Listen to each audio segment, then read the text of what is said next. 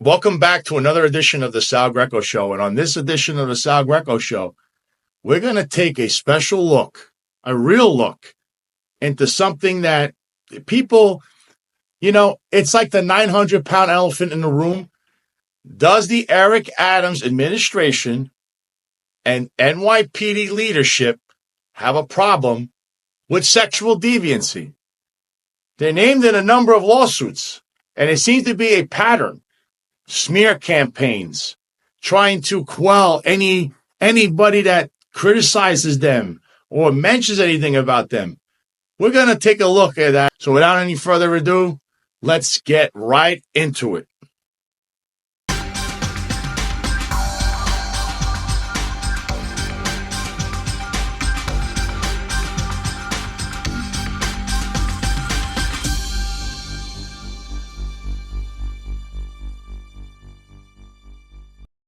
The NYPD, especially under the Eric Adams administration, has been, full of, I don't know if you want to call it scandals, scrutiny, but it's definitely far, far fall from grace from where this great organization once stood. But there's something that is glaring people in the face. Many top officials, we'll just name a few. We have the Chief of Department, Jeffrey Maddrey. We have the Chief of Patrol, John Schell. And the NYPD Deputy Commissioner of Operations, Kaz Dawdry. All three have been recently named in sexual harassment lawsuits. Also, Jeffrey Maddrey and Kaz Dawdry in particular also have a history of being involved in the sexual harassment lawsuits. They were in one prior. And I could tell you this from history. Kaz Dawdry used to be the driver to Jeffrey Maddrey as he rose through the ranks. So the lawsuits that they're involved in now are troubling. Also, we have Timothy Pearson, who's the right-hand man of Eric Adams. He's the now deputy mayor of the deputy mayor of public safety, which is Philip Banks, an unindicted co-conspirator, and some made-up office where they were running like a shadowy oversight of agencies, but the NYPD was somehow involved, and Timothy Pearson just so happens to be now involved in 4 sexual harassment lawsuits. 4. Not 1, not 2, not 3, 4. And then we have Eric Adams himself, who under the Adult Survivors Act, he's in a sexual assault lawsuit from the early 90s. Minute it came out, he said, I don't know her. His chief counsel, sitting next to him at a press conference, said this woman wrote a book about how to sue people. So I guess that's how we're going to start things. We're just going to smear them right away. You can say what you want about anyone, but one claim has to be true on any allegation of a lawsuit. One allegation could be true. And then what do? You don't discredit people because you just don't know what's going on until the facts come out. But this administration, their initial response is always to smear people, whether they do it in the public, through the media, or through back channels. So very recently also, my friends, John McCarry and Eric Dim, both have their own podcast. I've had them both on this show actually as guests on separate shows. The Finest and Unfiltered. 2 former NYPD lieutenants. They give their analysis. They give their critiques. They also provide insight on things regarding New York City, politics, NYPD. And very recently, they started saying that whatever they were, they make these memes that are quite funny. I never found them to be racist at all. But some were deeming them to be racist. Friends of this administration. One of them being the NYPD Guardians. Now, the NYPD Guardians, who are a fraternal organization, they ceased to be relevant the day my attorney, Eric Sanders, was their president. The day he walked out from the Guardians was the day they were, the last time they were relevant. He was running around back in his day, presenting truth, trying to do right by its members, by the job. And then it was rabble-rouser Eric Adams going around trying to come to his speeches. You know, they were doing the whole act from the crowd, whistling, all these crazy things. Because Eric Adams was part of the Transit Guardians. Remember that, what I'm about to tell you. The NYPD Transit Guardians, which was a smaller fraternal group because the Transit Police was not part of the NYPD at the time, and they merged later on. So Eric Adams, despite what you read in here, was never president of the NYPD Guardians. He later became the member over the merger. So he started as the vice president of the Transit Guardians, then the Grand Council of the Guardians once the NYPD merger happened. And then he started his own group, 100 Law Enforcement and Blacks, which was something I believe he took off a political show that he heard. I believe it was Newt Gingrich, who had his own a policy back then, 100 something, whatever it was called. That's where he got the idea from. And he used that platform to springboard into his political career that you see now. But he was a house mouse, as you know. When he was on the job, he really didn't do much other than rabble-rouse and hang out with felons like Mike Tyson, Louis Farrakhan. He was their private security. Of course, nobody ever seeked to fire him. He skated with all that stuff. But that's besides the point. But that's a little brief history. So the NYPD Guardians, their president, Patrick T. Gordon, I believe his name is, he's now the president of the Guardians, which is, like I said, they've really lost their luster ever since Eric Sanders was their president and left. And Eric Sanders has now become a very well-respected attorney. He's my attorney, okay? So that's the history of the Guardians, and they say they came out with something online that tried to say John McCarry and Eric Dim give out racist, they make racist memes. Now, they did a whole show on this. I will tell you to go and watch this show. It was very informative. They break down their own views and they explain what these memes entailed, what was on the memes, what's the real meaning behind them. There's nothing racist in nature at all. In fact, a lot of it is Eric Adams' own words or their own words, their own behavior. Okay, but when you don't have anything, you deem someone a racist. Then there's the Noble chapter, which protected their tweets now. You can't even go on there and see what they're writing.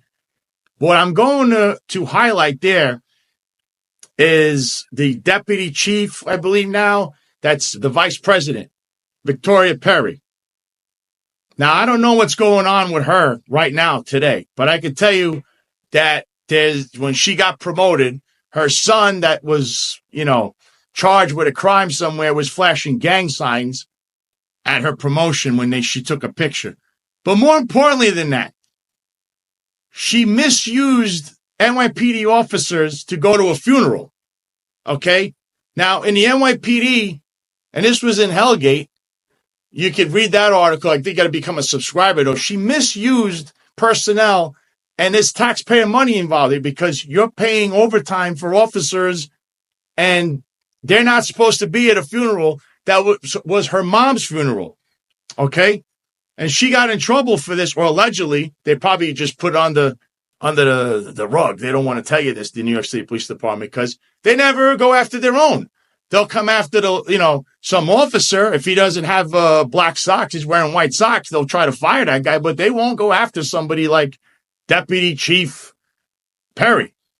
But the most important thing here, even more important than that disgusting that she misused the NYPD, misuse of department vehicles. They had their lights on, and it was a funeral for her mom, which her mom was not a member of the police department, so there can't be one of those funerals where you see lights and sirens and they're following people. But Victoria Perry was a well-known frequenter of our favorite nightclub, the Hall of Felons, that's no longer around, Con Sofrito, where the only way you get in is if you know who the criminals are, apparently. So she was up there frequenting with many felons and criminals and hobnobbing and God knows what else she was doing there. Why wasn't she ever investigated for that? Of course, Noble Chapter now closed their tweets. You can't tell. And many members of this Guardian group, they're also pictured there. Don't worry. We have you. We've seen the pictures. They're all over the internet. So before you critique about anything, look at yourselves because you're violating your own rules. But then they're all silent about the sexual harassment and the sexual assault lawsuits. So the Guardians are actually defendants in Eric Adams' lawsuit. The Transit Guardians and the NYPD Guardians. Why? Because the victim, Lorna Beach Mathura, and Eric Adams were part of the same fraternity. Eric Adams says, I don't know her, but you're part of the same fraternity. How do you not know her?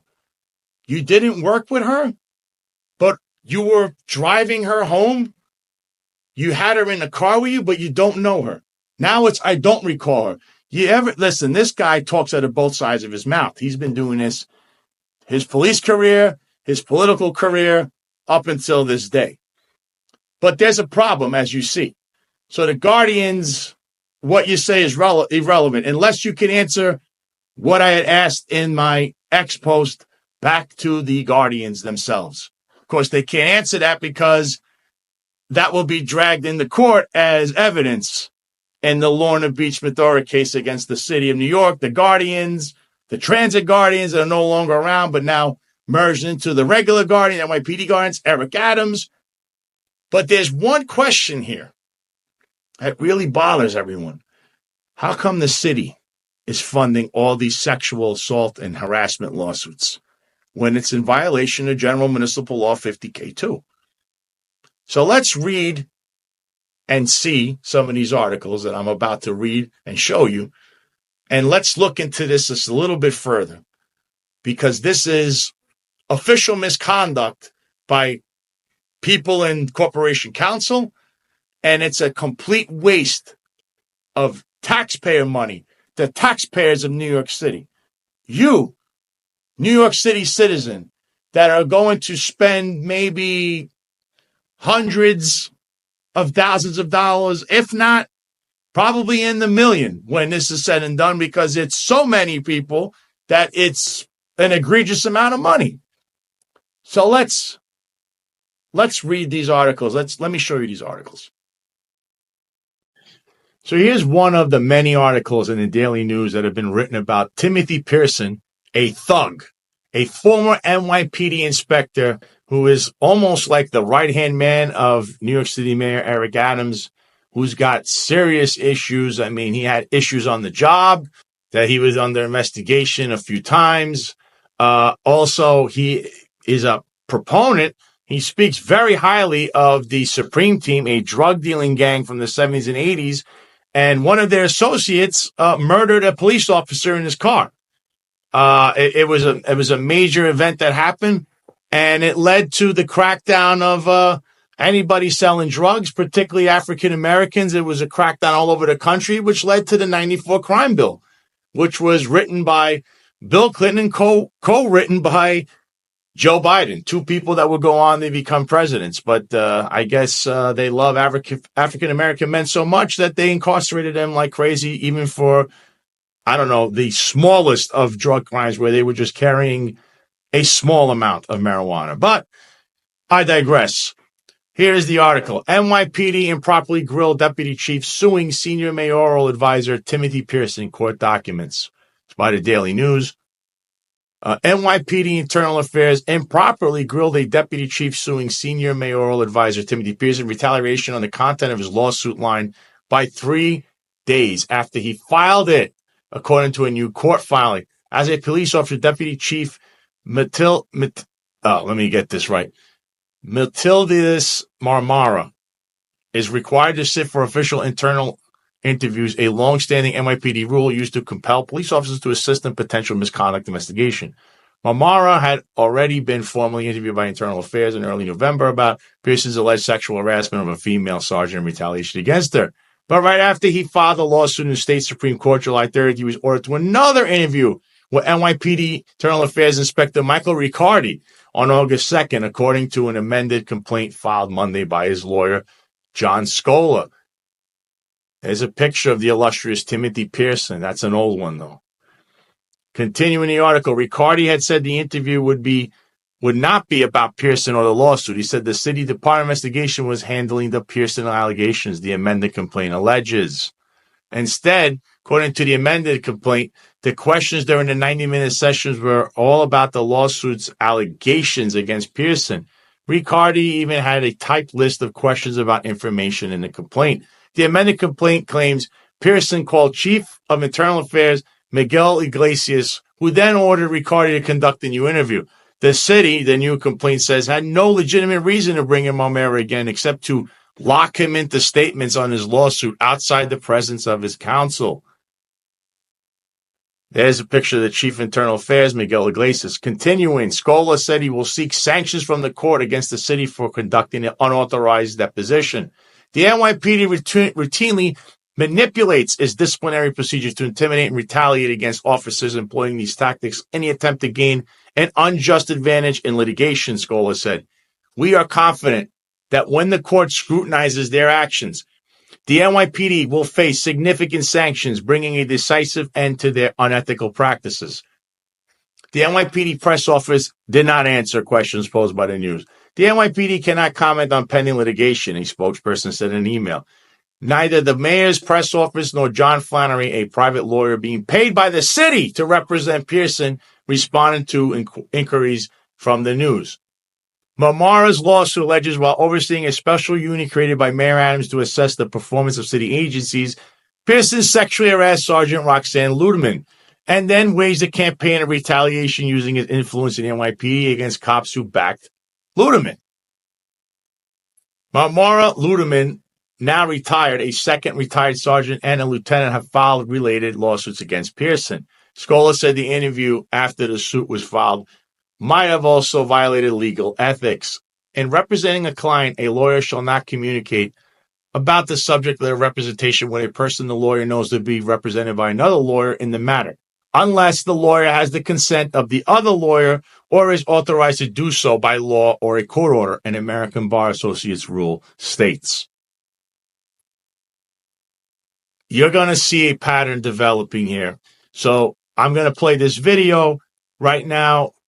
And this is in regards of another lawsuit, and it's from a former employee. It's from Latina Brown. She's filed a suit against the NYPD in regards to this civilian that works there, Brian Adams, who somehow still is employed. And then we're going to follow that with an article about another lawsuit involving John Schell, the chief of patrol, Kaz Dawdry, deputy commissioner of operations, Jeffrey Madry, the chief of department, and, of course, Brian Adams, also NYPD Police Commissioner Eddie Caban, the former police commissioner Keyshawn Sewell, the former police commissioner before her, Dermot Shea, and also the illustrious mayor of New York, Eric Adams. NYPD officials orchestrated a smear campaign of police critic using confidential details of a rape, lawsuit alleges. The accusation from Dana Ratchon, a prominent police reform advocate who once had open access to Brooklyn precincts, highlighting a growing rift between the NYPD and criminal justice reformers. Here's a picture of Dana Ratchon. I'm going to say this. I know many cops or people still in the job or now retired or knew her. Oh, she's an anti-cop activist. She's not. Listen, just because somebody's an anti-cop activist or they don't like cops or whatever the case is, doesn't mean that you discount or discredit her on any of her allegations, especially when she has evidence, and just throw her to the side. Okay? How many times have you, as an NYPD officer, any officer, have encountered someone in the street that you know that you don't personally like, or you have a personal gripe, or you have your personal feeling, which you shouldn't even get in the middle, which is the point. Don't get your feelings in front of facts. Don't ever do that, especially if you're on the job. So with that being said, we're going to read off this article, which is very important to the point of what exactly is going on in the NYPD and the Eric Adams administration, especially in regards to this sexual deviancy that they seem to all have an issue with there, or at least the people that are in charge or in prominent positions. Dana Ratchin, a prominent police reform advocate, once collaborated so closely with local priests in North Brooklyn that she often worked out of the office of NYPD Chief Jeffrey Madry, who oversaw the patrol area at the time. The nonprofit she found NYC Together was deeply involved in community-based policing efforts that were a priority under former Mayor Bill de Blasio and brought reformers into partnership with police leadership. Ratchin worked intimately with NYPD officers to seek alternatives to incarceration for the mostly black and brown youth caught up in the criminal justice system. A trust grew, so much so that when Ratchin said she was raped in October 2017, one of the first people she called was Jeffrey Madry, who urged her to file a police report despite a reservation at the time, she told the city. Now Ratchin, 38, alleges in a federal lawsuit that police officials weaponized confidential details of that sexual assault to retaliate against her for vocal criticism of violent policing, and particularly of a controversial deputy inspector in charge of Brownsville's 73rd Precinct. In the lawsuit filed in the Eastern District of New York on Monday, Ratchin alleges that in mid-2022, NYPD officials cut off her access to the North Brooklyn precincts her nonprofit serves and told police precinct leaders not to work with her. Soon afterward, the lawsuit claims confidential information about her alleged sexual assault was circulated to community advocates, mixed in with misinformation about the investigation and notion that she fabricated the attack and falsely accused a black man of rape. Those same claims later surfaced in two anonymous letters sent to police officials, politicians, and others, the lawsuit alleges. Here's a picture of Jeffrey Madry with Dana Ratchin, also Eddie Caban, the illustrious NYPD Police Commissioner Eddie Caban, not pictured partying at Con Sofrito in this one, but as we all know, he's the party police commissioner. One of the letters, back to the article, one of the letters referred to Ratchin as a wolf in sheep's clothing who deployed her feminine charm to gain the trust of unsuspecting officers. The other included specifics of her sexual assault alongside inaccuracies about why her case was closed. Miss Ratchin was willing to send another innocent African-American man to jail for her own gain. What a disgrace, the letter reads. It's not clear from the lawsuit who wrote or circulated the letters, which were reviewed by the city, though both contain details about a reported sexual assault that just a few people within the NYPD should have had access to. The campaign waged against me by powerful members of NYPD was intended to humiliate and intimidate me, but this is their shame, not mine, Ratchin told the city. Though I am fearful of further retribution and slander, I draw a string from knowing this isn't just about me. It's about every survivor of sexual assault who has suffered further at the hands of the NYPD's misconduct. It's about a department that reacts to even the slightest criticism with ruthless tactics designed to instill fear and cause compliance. Geez, I wonder where I've seen that recently. The filing names as defendants NYPD Chief of Patrol, the illustrious John Schell, who I know, I work for him, NYPD Deputy Commissioner of Operations Kaz Dawdry, Community Coordinator Brian Adams. Remember him? He's in another sexual harassment lawsuit. He's got a double whammy, this guy. And he's just a civilian. How the hell does he keep his job? And the former 73rd Precinct Commanding Officer Craig Edelman, who allegedly participated in the defamation against Ratchin. The complaint names those four alongside Madry for First Amendment retaliation against Ratchin. The complaint also cites Madry and other supervisors who knew the abusive conduct of his subordinates for failing to intervene, report, or mitigate it. And it names the illustrious mayor of New York, Eric Adams, and the three most recent police commissioners defendants for their roles in overseeing the NYPD. It seeks unspecified damage for the harm caused to a reputation and the resulting loss of business. Madry, Schell, Brian Adams, and Edelman didn't return requests for comment right away. Daughtry refers questions to the NYPD press office. Funny he doesn't refer them to his little social media unit he claims he has, like he said on the Sid Rosenberg show on WABC radio. A spokesperson for the NYPD said they are aware of the lawsuit and are reviewing it. While we believe it has no merit, we will not comment further on pending litigation, a spokesperson said. Kayla Mamalik, a spokesperson for Mayor Adams, said the city will review the lawsuit. We hold everyone at the NYPD to higher standards, and their hard work delivering for New Yorkers speaks for itself, Mamalik said.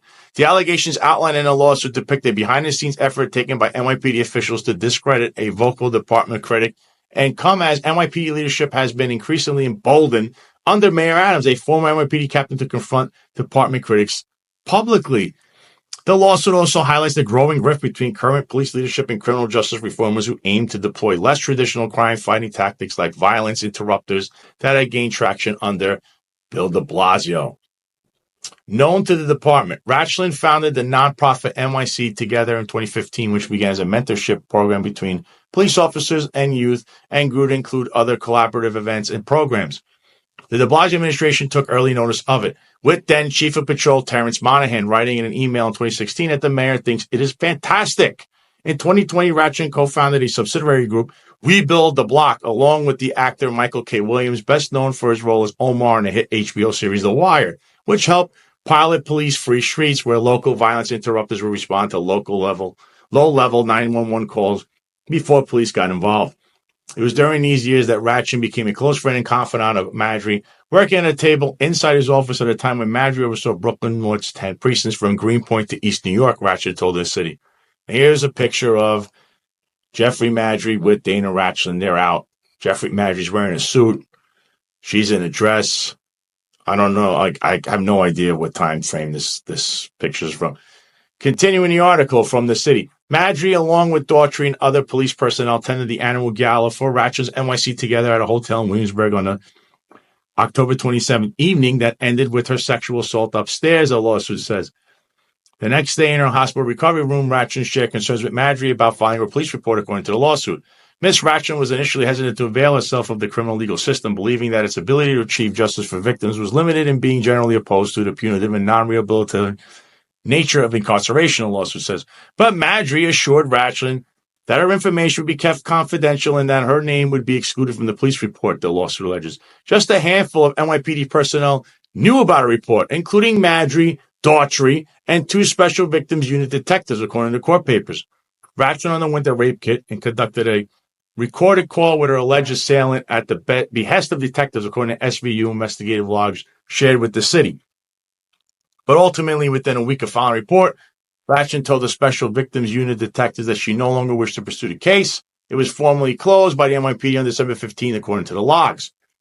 Ratchin told SVU investigators she wanted to drop the case after Brooklyn prosecutors warned her the process would be lengthy and emotionally draining, the lawsuit says. AKA, that's browbeating. That's what we call that. Continuing. A lot of blowback as the COVID-19 pandemic brought new stresses on high-poverty communities early in 2020. Ratchin began to share concerns with top NYPD officials about Edelman, the commanding officer of the 73rd Precinct in Brownsville, over what she and others viewed as his team's heavy-handed crackdowns under the guise of social distancing enforcement. In one incident on May 15, 2020, a loud outdoor drinking gathering ended with police under Edelman's leadership pepper spraying widely despite the presence of toddlers, and another 2 weeks later, where Edelman allowed his driver, NYPD officer Vincent DeAndrea, to rough up a young black man for smoking a joint, according to elected officials who witnessed the event or the incident. Days later, Edelman's tactics emerged into the national spotlight during a Black Lives Matter protest after he was identified as a supervisor on scene who failed to intervene at DeAndrea violently shoved a 21-year-old protester, Dunaya Zaire, I hope I'm not butchering that name, head first into the ground. Calls mounted from elected officials for disciplinary action to be taken against DeAndrea and Edelman. Then on June 4th, the host of the Hot 97 radio show, Ebro in the Morning, confronted Police Commissioner Dermot Shea about Edelman in a live interview. Within days, the NYPD transferred Edelman out of the Brownsville precinct he commanded. Ratchin, who was known to be close with Ebro, was immediately tied to the decision, according to Ratchin's lawsuit. There's going to be a lot of blowback from this, Maggie wrote to Ratchin text messages viewed by the City Show. The minute Ebro asked about Edelman, everyone spoke your name. That wasn't a good move. Around the same time, the NYPD allegedly barred Ratchin from entering North Brooklyn precinct. John Schell, who at the time served as a deputy chief, asked an underling to relay a message to Ratchin. The court filing alleges that Ratchin should know we can humiliate her at any time. Where have I seen that tactic before? Continuing the article, I 100% encouraged you. With her youth work upended by the loss of access to the NYPD, Ratchin tried to continue onward with her mission, she claimed. She was serving as a source on an in-depth New Yorker piece about Edelman and policing in Brownsville when she was asked for a meeting by the Reverend Kevin McCall, a social justice preacher, in April 2021, the lawsuit says. While Ratchin assumed the meeting was related to her ongoing advocacy efforts, McCall instead accused her of making a false allegation of rape years earlier, the lawsuit alleges. McCall told Ratchin he was provided information by Brian Adams and John Schell, the lawsuit claims, and told Ratchin he was onto her and would assure that no community groups work with her.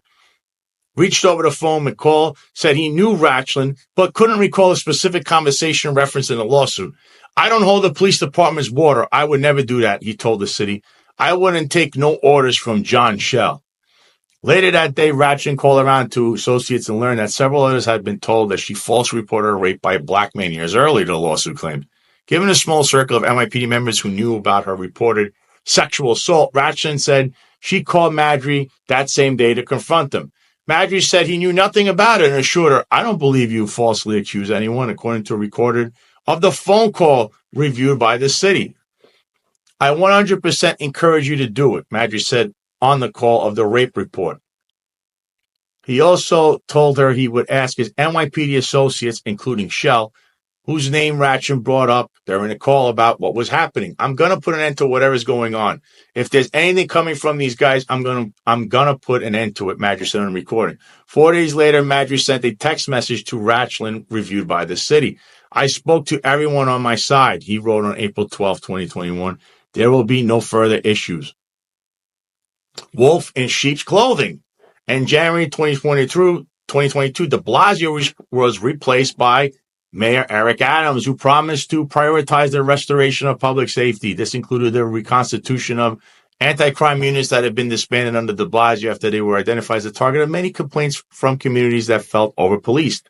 The campaign against Ratchin continued that year. The lawsuit alleges in the aftermath of another news report about her work.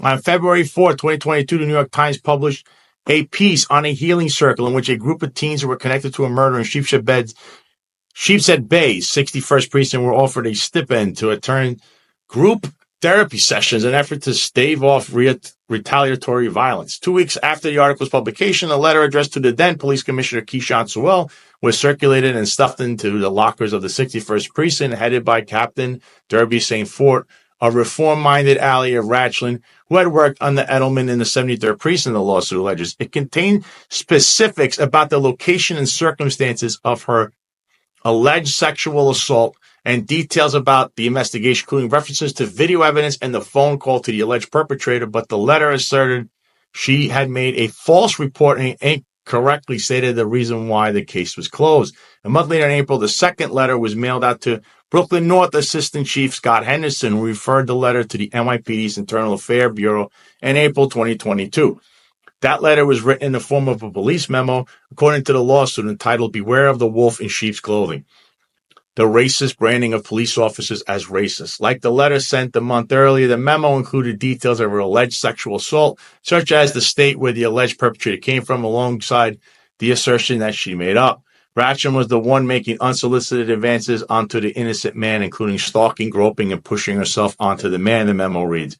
The letters are both unsigned, and a lawsuit doesn't identify who wrote them, but it notes that each letter had multiple details that were known only to a few NYPD personnel, including the name of the detective who investigated Ratchin's sexual assault complaint, and details of the police investigation, like the recorded call with her alleged assailant.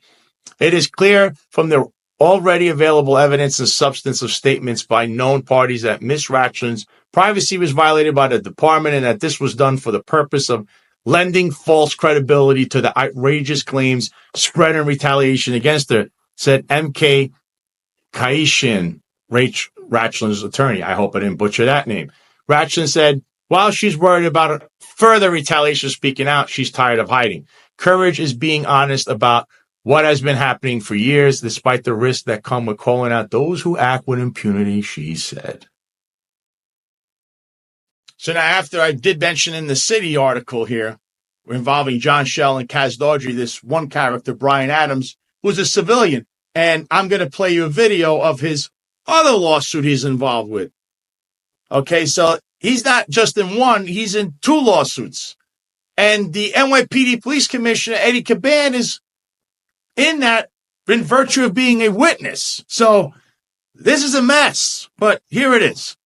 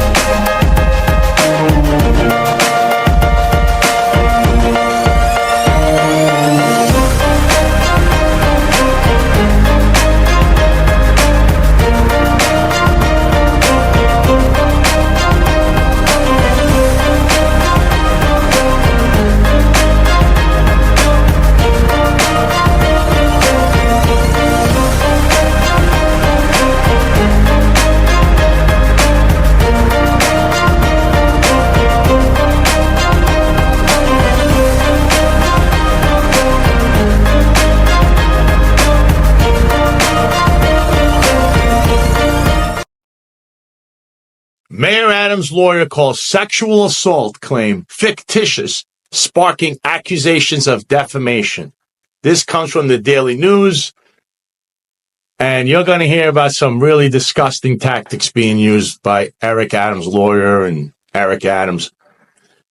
An attorney for the ex-city employee accusing Mayor Adams of sexual assault threatened to sue the mayor's lawyer for defamation during a contentious court hearing on Friday where the two sides traded barbs and accused each other of withholding information. Megan Godard, the attorney for Lorna Beach Mathura, lobbed the threat after Adams' lawyer Alex Spiro made a remark saying the mayor wouldn't consider settling the civil lawsuit because her claim that he sexually assaulted her in 1983 is fictitious. I don't think him calling it fictitious today in his phone call and this Zoom call with the court is protected from a defamation claim.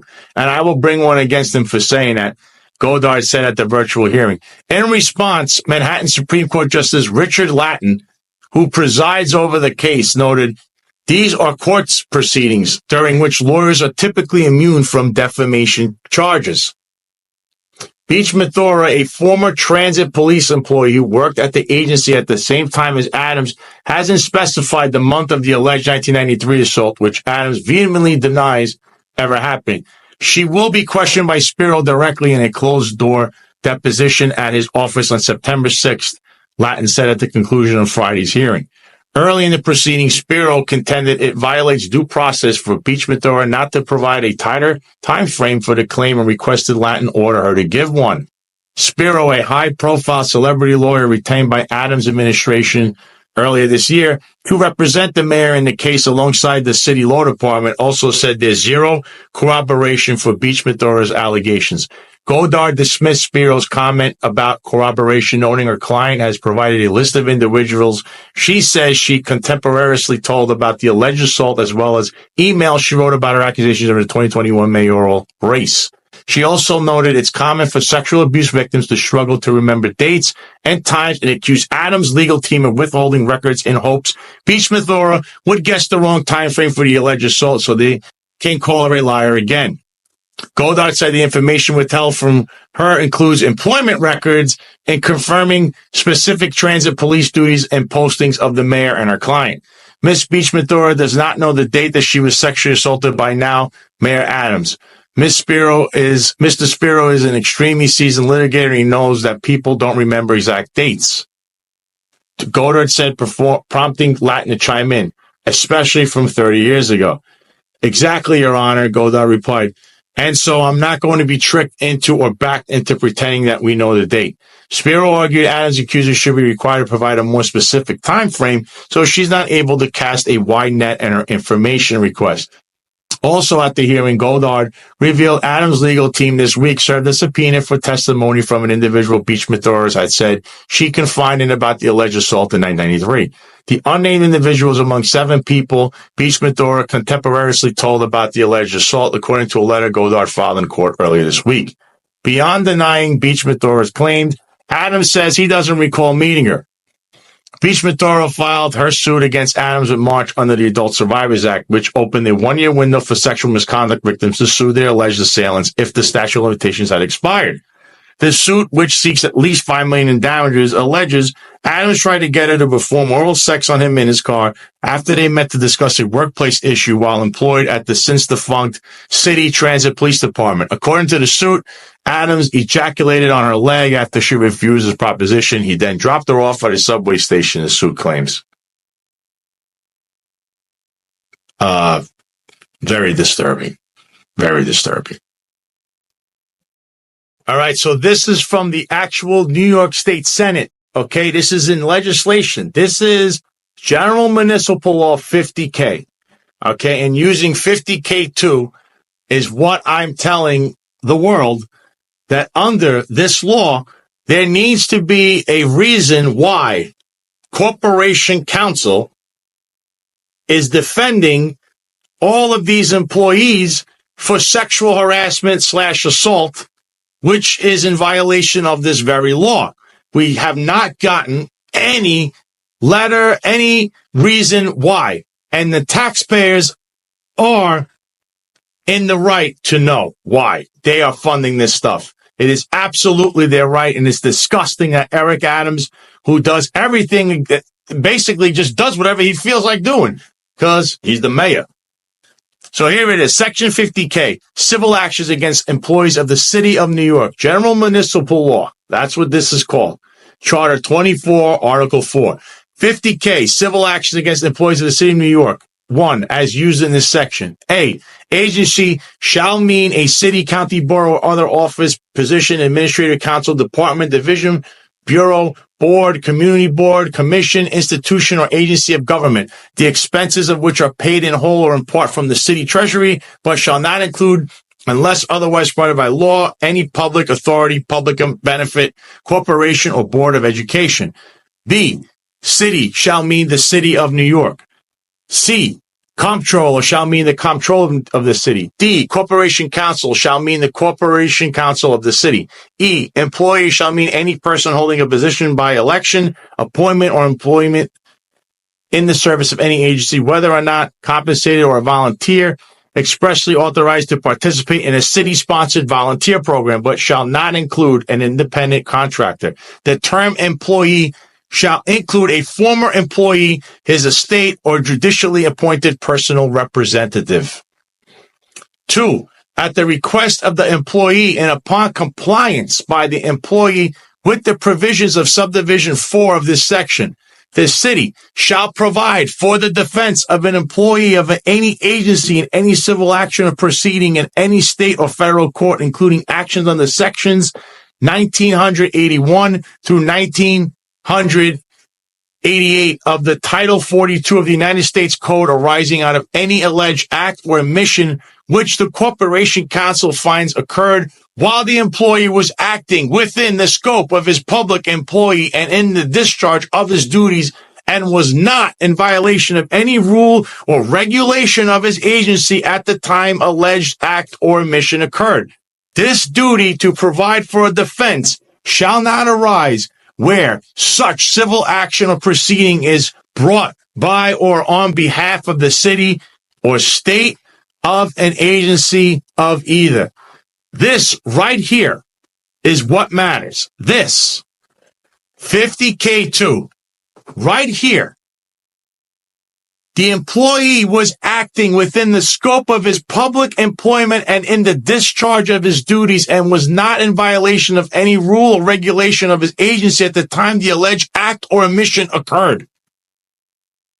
I didn't know that sexually assaulting a woman or harassing them is now in the scope of a New York City police officer's duties. Heck, anybody reading this, guess if you're a cop, go assault women. If you're a woman, go assault a man. Don't worry about it. Under this law, it says I guess it's okay. It is now under the scope of the duties of the Eric Adams administration. You need to see a letter, and the taxpayers have the absolute right to know why they are defending these deviants and their pattern of disgusting behavior. All of what they're doing falls nowhere near their scope of duties. The right of the public is to know right here. This duty to provide for a defense shall not arise where such civil action proceeding is brought by or on behalf of the city or state or an agency of either. They need to explain exactly why are they defending these people in these lawsuits when it's in direct conflict of this law. So now, just to reiterate everything, I'm going to show you some posts, not just by myself, but from Eric Dim, who's the co-host of the Finest Unfiltered podcast, and John Macari, who's also the other co-host of the Finest Unfiltered podcast, and this recurring theme of racist memes and all from either a sock puppet account on X or the NYPD itself in their upper echelon. I mean, they're somehow attached to these people somehow, some way, because we've already seen a history of this prior to this in regards to, one, how John Schell and Kaz Dawdry were browbeating the media, which is completely disgraceful. I don't know why we've now not heard anything else about it. And then with their browbeating attempt on the Finest Unfiltered podcast and Eric Dim and John Macari when they sent, I guess, or they must have spoken to the mob associate, the self-admitted criminal Jimmy Rodriguez, when he was attacking John Macari online for I don't know what. But that's the history of a podcast and the NYPD being attacking them. They're part of the media. They're no longer members of the police department, and this is childish behavior. It's disgraceful behavior, in fact. And it's potential violations of people's First Amendment rights, something that the NYPD apparently doesn't care about because taxpayers are funding everything from assaulting women, harassing women, and breaking, just trampling over First Amendment rights. But here's some of the posts. Now, here's a post by my friend John Macari, who's very much being targeted and has been targeted by the NYPD upper management. We don't know exactly who it could be. I have my own thoughts about it, but here is some guy named Jean Louis. He's a sock puppet account. Don't bother looking. He has no followers. He just made the account.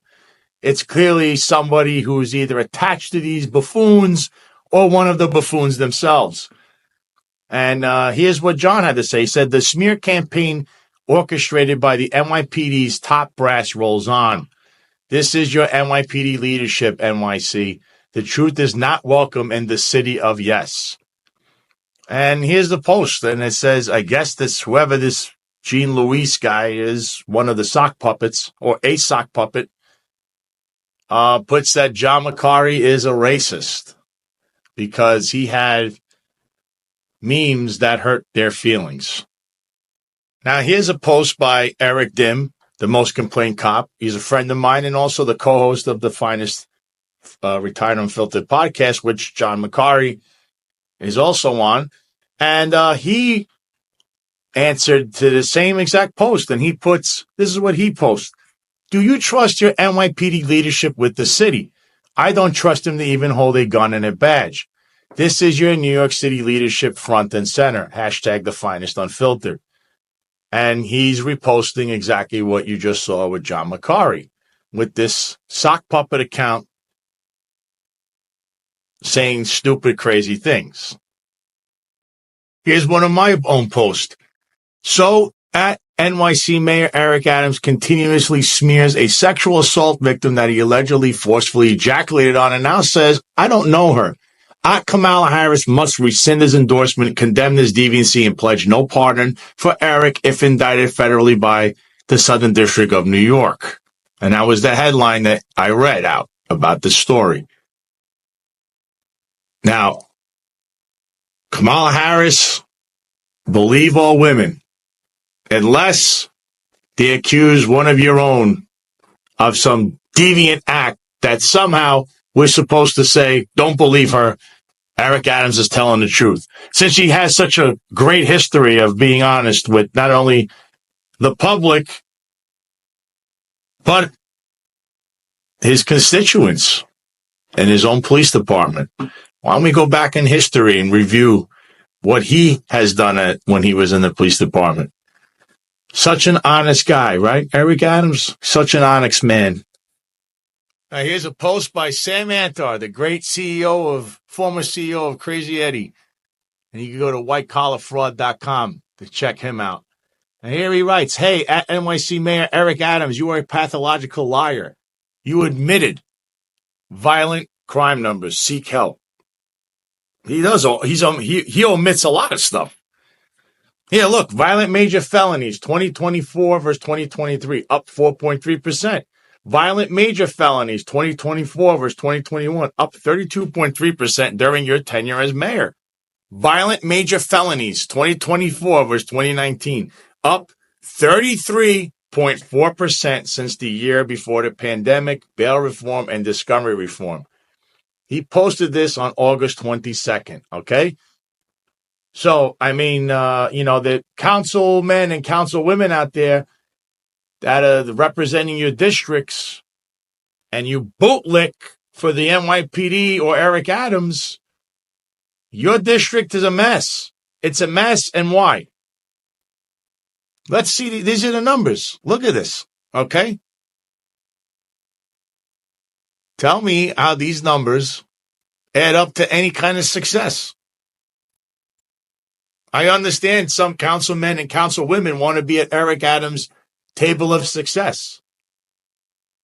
All his haters become waiters at his table of success. Or you might end up on a federal indictment as one of his cohorts.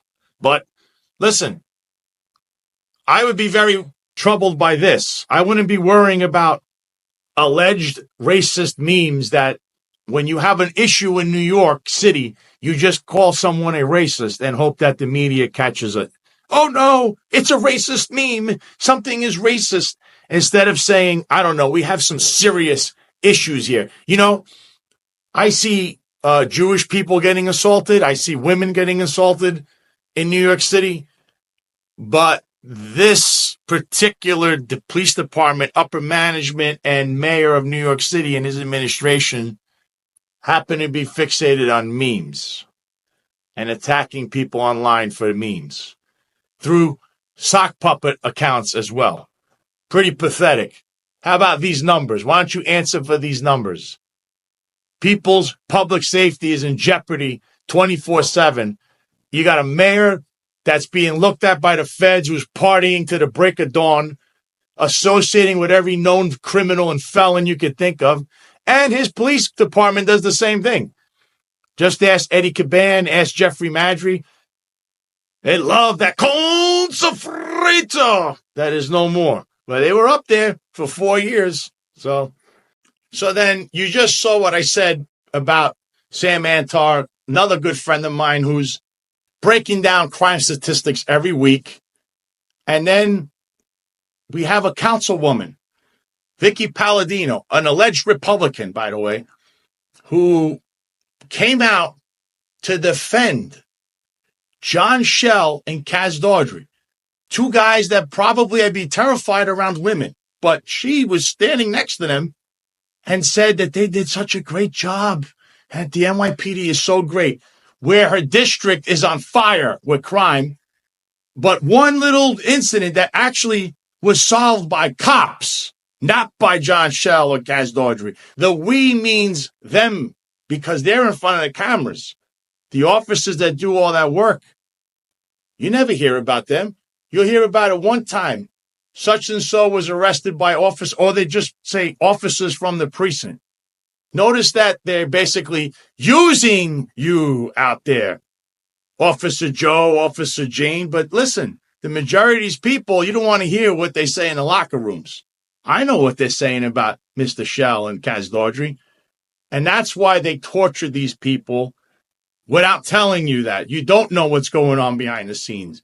It's absolutely disgusting what these guys are doing in the NYPD. But here's Vicky Palladino throwing pom-poms. So Let's show you what she said.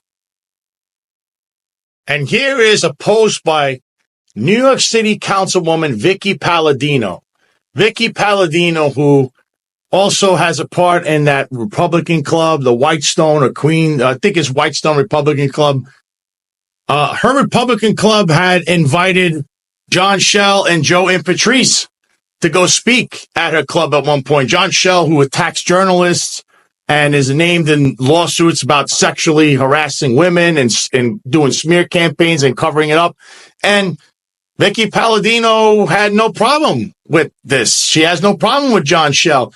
In fact, Joe Impatrice, who she had invited there, her club invited there, is an associate of a mob associate and somehow keeps his job. He very much is comfy cozy with Consofrito and Jimmy Rodriguez, even though Consofrito is no longer in existence.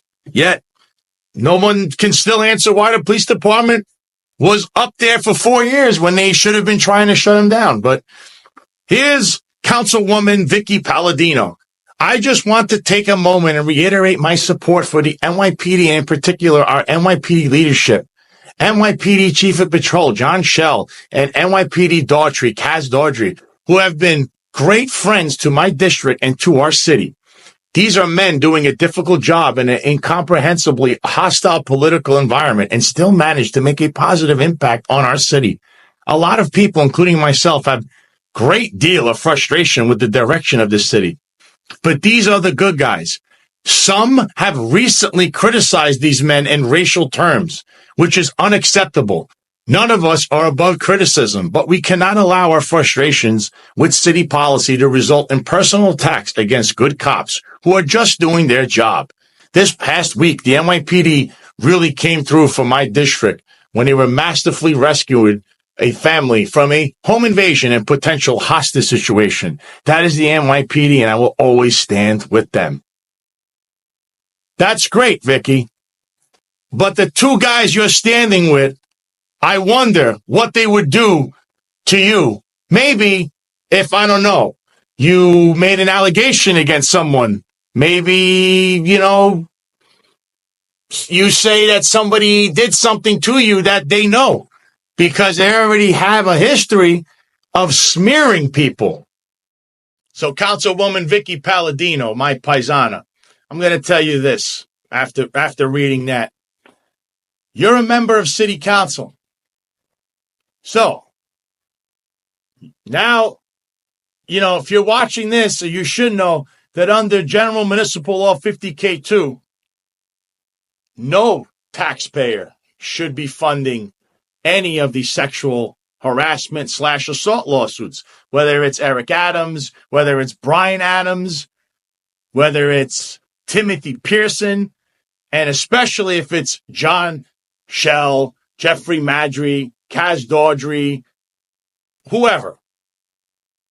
You should make a motion in front of the chair, which would be Adrian Adams, that you want an investigation and a reason why Corporation Council, remember, City Council holds the purse in the city. So you could easily file this motion, and why, and you should, since you want to defend these guys, why the City Council wants to know, specifically Vicky Palladino, Miss Conservative, if and why why should the taxpayers be funding sexual assault and harassment lawsuits for multiple members of the NYPD, including the illustrious mayor of New York and his deputy mayor, when it violates the law under GML 50K2. It is an absolute waste of taxpayer money that will probably cost anywhere between hundreds of thousands of dollars and $1 million. We won't know until the final number comes out. And Eric Adams' one lawsuit, Lorna Beach-Mathora's lawsuit, he's got 7 lawyers on that, just so you understand what that is costing. But Vicky Palladino is silent, and she throws pom-poms, and with a blindfold, she says, back to blue. I say, not even trust but verify, which was the Ronald Reagan way. I say the Sicilian way. Verify and then trust. That's the smart way of doing things. but apparently not. So, Vicky, I hope I see you file that motion with City Council to get to the bottom of why Corporation Council is representing these people, because they don't answer the FOIA requests. There is no letter. There is a letter, Vicky, and I'll tell you why. When I was sued one time in the NYPD, they gave me the 50K2 letter, and they gave a reason why they represented me. It's a must. And under that law, there is a reason. What is that reason, Vicky? Because this is a total waste of money. And since you have such glowing things to say about them, we citizens expect you in particular to bring this to City Council. We'll hold our breath on that one. And there you have it, folks. So this has been quite the edition of the Sal Greco Show, where I completely wanted to break down this attempted smear campaign, because that's all these guys ever do in the NYPD and the Eric Adams administration. But meanwhile, they're just trying to hide their own activities. But it's out in plain day. And I understand that the major media networks don't want to cover it, but that's fine. You could come here and I'll cover it, because they all want to bootlick, kind of like other bootlickers that we know on X and various other platforms that back the blue with a blindfold. I wonder if, already, did you know John Shell was actually involved in a shooting where he actually killed someone and it violated the rules, but he kept his job? Whereas you, the regular officer out there, would have the same incident, you'd be fired. If not, probably prosecuted. Why don't you look into that little history? So, once again, if you like, share, subscribe. If you're on YouTube, on Rumble, hit the Rumble button. Share this out, download it, listen to it on Apple Podcasts, Spotify, Google Play, Amazon, all those other podcasting forms that are showcasing the Sal Greco Show. And like I said, I'm here exposing people and bringing the truth. And I'm going to hold people accountable, because I didn't know that we're just supposed to blindly follow people and say these people are great, even though they have disgusting behavior problems. If not, are complicitly involved in covering up things and smearing people over borderline criminal acts. This is borderline criminality. I wouldn't expect anything less in this administration, because it's a mess and there's no accountability. Maybe it's time to bring some to them, right? Maybe it's time to bring answers to the people who are funding this nonsense. And with that, I'm just going to replay something that brought all of this to light. And it's a video of the illustrious NYPD Deputy Commissioner Operations in his little karaoke that he did in front of some people that we call the Shamroom in New York City. And even they were up in arms that this video was out, and they defending Kaz Dodri. But yet, are you defending somebody who's clearly involved in a sexual harassment lawsuit, where there's plenty of evidence proving already that they weren't complicitly involved in things? And also, the police commissioner, who's very chummy with the nation of Qatar, who pays for his trips and was overseas on October 7th when Hamas attacked Israel. And yet Eddie Caban, who's the police commissioner of the largest police agency in the world, which happens to be policing the largest Jewish population in the world other than Israel, but yet Qatar has an office for Hamas in their nation. I haven't heard one Jewish person out there, one prominent Jewish person anywhere say, hey, what's going on here? That's alarming, since, Eddie Caban holds sensitive information. What the hell was he doing with these people? I don't see him sitting down with Bibi Netanyahu. Just a point. So let's roll this, and I'll see you on the next one.